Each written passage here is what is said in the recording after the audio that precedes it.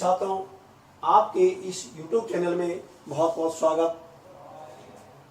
आज के इस वीडियो में मैं आपको प्रश्नावली 9.2 निर्देशांक ज्यामिति के बारे में बताना चाहता हूं, जिसमें अपन को पता है कि इस प्रश्नावली में से मात्र एक क्वेश्चन ही मेजर क्वेश्चन आएगा, जो कि पिछले वीडियो में भी मैंने आपको एक क्वेश्चन बताया। इसमें भी मैं आपको इस क्वेश्चन ऐसा बता रहा हूं जो कि 100% तो नहीं कह सकता, किंतु 99% संभावना इस प्रकार के क्वेश्चनों की रहती है जो कि मेजर क्वेश्चन में गिने जाते हैं और आने की संभावना बनी रहती है। तो इसमें पूछा गया है आपसे कि सिद्ध कीजिए कि मूल बिंदु, अब सबसे पहले तो अपन को मूल बिंदु तो उसका नाम तो दे दिया ओ, किंतु निर्देशांक नहीं दिया। क्यों नहीं दिया? अपन जानते हैं मूल बिंदु के निर्देशांक क्या होते हैं? 0 0 होते हैं। तो हमको ये सिद्ध करना है कि मूल बिंदु ओ 0 0 बिंदुओं ए और बी, ये दोनों दे दिया आपको, को मिलाने वाली रेखाखंड को 1:3 के अनुपात में विभाजित करता है। ये अपन को सिद्ध करना है। और सिद्ध करने के बाद जब अपन को ये अनुपात सिद्ध हो जाएगा तो उसके बाद में फिर अपन को बाह्य विभाजन करने वाले बिंदुओं के निर्देशांक भी ज्ञात करना है। तो ध्यान दीजिए, माना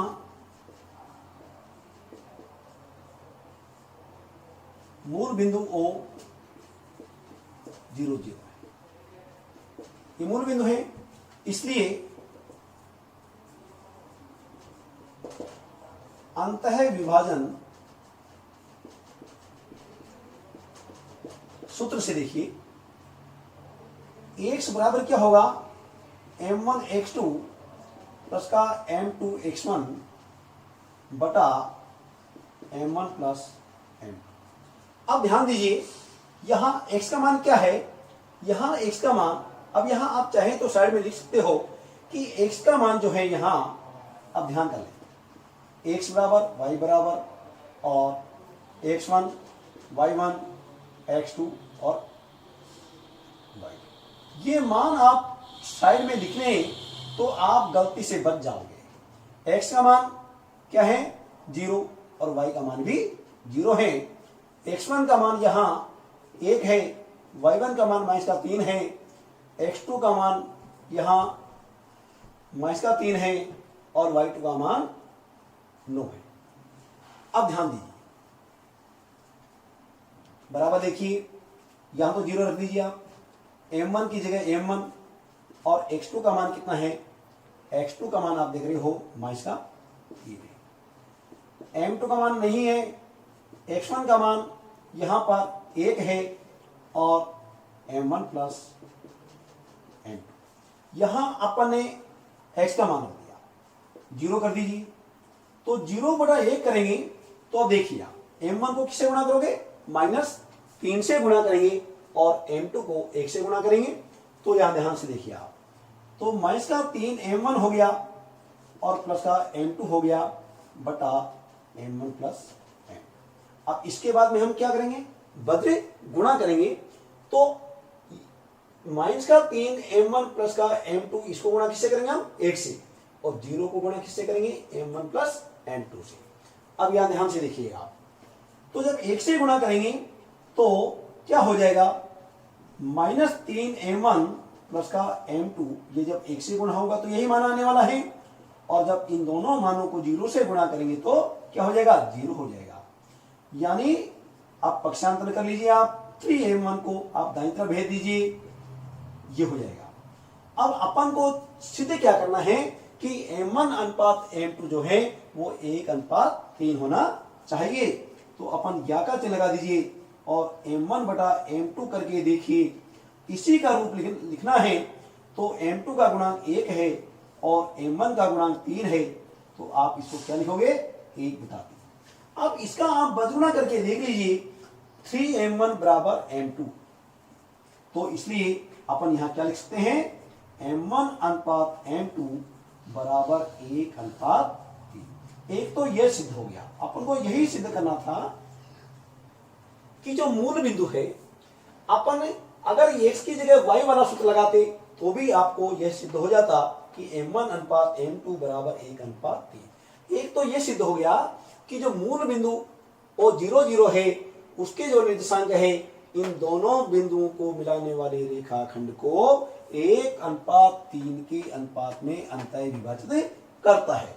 तो अपन ने अंतः विभाजन का सूत्र लगाया, मूल बिंदु का निर्देशांक जो x का 0 होता है, y का 0 होता है, वो अपन ने लिया। अब जब ये कंफर्म हो गया तो यहां बाह्य विभाजन का सूत्र लगाएंगे। बाह्य विभाजन सूत्र से अब पूछा है अपन से कि बाह्य विभाजन करने वाले बिंदुओं के निर्देशांक ज्ञात कीजिए। तो बाह्य विभाजन सूत्र से x बराबर निकालेंगे तो क्या हो जाएगा, m1 x2 minus m2 x1 बटे m1 माइनस m। अंतः विभाजन के सूत्रों में और बाह्य विभाजन के सूत्रों में कोई अंतर नहीं है, केवल चिन्ह का अंतर है। अंतः विभाजन में प्लस के चिन्ह होते हैं और बाह्य विभाजन में ऋणात्मक चिन्ह होते हैं। तो ध्यान दीजिए, अब m1 का मान क्लियर हो गया, आपके पास क्या है, 1 है, और x2 का मान आपके पास क्या है, -3 है, -3 माइनस m2 का मान भी क्लियर हो गया, 3 है, और x1 का मान कितना है, देखिए 1 है, बटा m1 का मान 1 और m2 का मान 3 है। तो क्या हो जाएगा, m1 का मान हो गया, x2 का मान देख लीजिए आप, m2 का मान है और ये x1 का मान है, और m1 माइनस m2 यानी -3, और क्या हो जाएगा, ये -3 बटा कितना हो जाएगा, -2, फिर दोनों मिलकर के कितना हो गया, -6 बटे -2, माइनस माइनस कट जाएगा, 6 में 2 का भाग देगी, कितना हो जाएगा, 3, यानी x बराबर कितना हो गया, एक तरह से 3 हो गया। इसी प्रकार y बराबर निकालेंगे m1 y2 minus m2 y1 बटे m1 माइनस m2। यहां m1 का मान रखिए आप कितना, 1, और y2 का मान देखिए कितना है, 9, माइनस m2 का मान देखिए कितना है, 3 है, और y1 का मान कितना है, -3 है, ये -3 बटे कितना हो जाएगा, 1 -3 हो जाएगा। 9 को 1 से गुणा करेंगे 9 हो जाएगा, -3 को -3 से गुणा करेंगे प्लस का 9 हो जाएगा, और ये -2 हो जाएगा। 9 अपन जोड़ेंगे तो कितना हो जाएगा, 18 बटा कितना हो जाएगा, -2। अब 18 में अपन -2 का भाग देंगे, कितना आएगा, -9 आएगा, ये -9, ये किसका मान आ रहा है, y, यानी y बराबर कितना हो गया, -9, अर्थात बाह्य विभाजन करने वाली बिंदुओं के निर्देशांक ही अपन को ज्ञात करना था। तो अपन क्या लिखेंगे, अतः बाह्य विभाजन करने वाले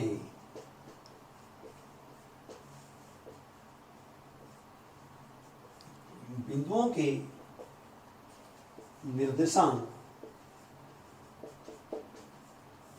क्या क्या हुए, पहले x का मान लिखा जाता है यानी 3, और अगला बिंदु क्या है, -2।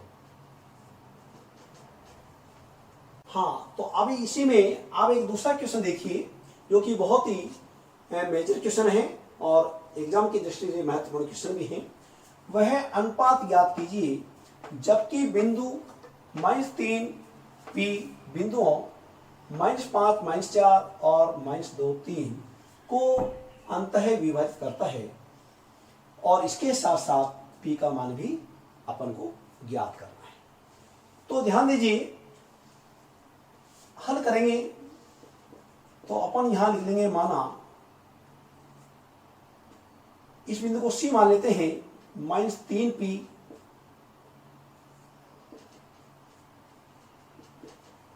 बिंदुओं A -5, -4 तथा B -2, 3 है, को अंतः विभाजित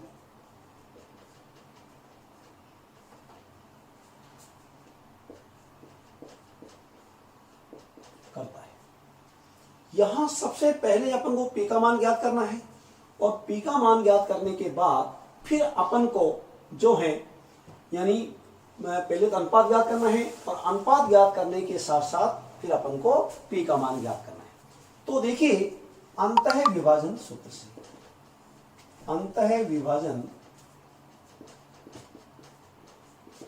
यहां अपन को x का वैल्यू नहीं निकालनी, यहां y वाला लगाना है अपन को, ताकि सबसे पहले अपन को जो है यहां सबसे पहले अपन क्या करेंगे, अनुपात निकालेंगे। और अनुपात किससे निकलेगा, ध्यान करना, अनुपात अपन को x से निकलेगा। पहले x का मान निकालेंगे, यहां x से निकल जाएगा। अब देखिए x बराबर क्या हो जाएगा, m1 x2 प्लस का m2 x1 बटे m1 प्लस m2। अब ध्यान दीजिएगा x का मान कितना है, -3 और m1 का मान हमको पता नहीं है, x2 का मान कितना है, x2 का मान देखिए यहां ध्यान कर लें, ये x का मान है, ये y का मान है, x का है, ये y का है, x1 है, y1 है, x2 और ये y। इस प्रकार से पहले ये मान आप डिसाइड कर लें, उसके बाद मान रखें। x2 का मान देखिए कितना है, -2 प्लस का m2 नहीं है हमारे पास, x1 का मान कितना है, -5 बटे m1 प्लस m2। इतना रखने के बाद फिर आप ध्यान से देखें, -3 बटा 1 बराबर -2m1 और -5m2 बटे m1 प्लस m2। अब इसके बाद में हमको क्या करना है, इसके बाद हमको यानी वज्र गुणन करना है। तो वज्र गुणन में हम क्या करेंगे, -2m1 और -5m2 ये गुणा 1 से होना है और इन दोनों मानों को -3 से गुणा करना है। तो माइनस का कितना हो जाएगा, 3m1 और माइनस का हो जाएगा 3m2 हो जाएगा। अब देखिए यहाँ 3m1 जो माइनस का है उसको आप इधर ले आइए, माइनस का 2m1 पहले से है, 5m2 जो माइनस का है आप उसको दाईं तरफ ले जाइए और 3m2 को वैसे से लिख दीजिए। ये हमने पक्षांतरण कर दिया। दाएं पक्ष से बाएं में, बाएं से दाएं में जो जाता है या आता है उसी के चिन्ह आपको बदलने हैं। तो इधर क्या रह जाएगा, मात्र m1 रह जाएगा और उधर क्या हो जाएगा, 2m2 हो जाएगा। अब यहां आपको वैल्यू किसकी लेनी है, m1 बटा m2 की। अब यहां गड़बड़ होती है कई बार, m1 बटा m2 का मान क्या करते हैं, यहां उल्टा सीधा रख देते हैं। तो ध्यान करें आप, m2 का गुणांक 2 है तो 2 की सीध में रखें, m1 का गुणांक 1 है, 1 की सीध में रखें। अब इसको आप क्रॉस मल्टीप्लाई यानी वज्र गुणा करने पर वही कंडीशन आ जानी चाहिए। आप m1 बराबर 2m2 हो जाएगा, यानी कुल मिला के m1 अनुपात m2 बराबर क्या प्राप्त हो गया आपको, 2:1। तो आपसे पहली चीज तो यही पूछी थी उसने कि वह अनुपात ज्ञात कीजिए। तो अभिष्ट अनुपात आपको क्या प्राप्त हो गया, 2:1। तो यहां लिख दीजिए आप अभिष्ट अनुपात, ये तो आपको प्राप्त हो गया। इसके साथ साथ अब आपसे फिर P का मान पूछा है, तो P का मान किस पर है, y के स्थान पर है। तो आप यहां पर जो है y बराबर लिख दीजिए m1 y2 plus m2 y1 बटा m1 प्लस m। जो ही y का मान आप लिखेंगे अंतर विभाजन सूत्र में आपको P का मान प्राप्त हो जाएगा, क्योंकि y के स्थान पर क्या है, P है। तो P बराबर क्या हो जाएगा, m1 का मान भी आपको प्राप्त हो गया 2 और y2 का मान आपके पास में है, y2 का मान देखिए 3 है और m2 का मान आपके पास आ गया 1 और y1 का मान देखिए, y1 का मान कितना है, -4। और यहां आप m1 प्लस m2 की जगह लिखेंगे 2 प्लस 1। इस प्रकार से आप पहले इन सभी के मान आप साइड में भी लिख सकते हो। तो क्या हो जाएगा, 6 और ये हो जाएगा -4 बटा कितना हो जाएगा, 3, यानी 6 में से 4 जाएगा, कितना हो जाएगा 2 और ये हो जाएगा 3, यानी ये किसका मान प्राप्त हो गया आपको, P का। इस प्रकार से आपको पहले अनुपात निकालना है और अनुपात निकालने के बाद फिर आपको इस अनुपातों का जो मान है आपको y वाले मान में रखना है, तो आपको P का मान प्राप्त हो जाएगा। तो प्रिय छात्रों, आप इस वीडियो को पूरा देखें, अपने साथियों को दिखाएं और दिखाने के साथ साथ सब आप इसको लाइक करें। इसी के साथ बहुत बहुत धन्यवाद।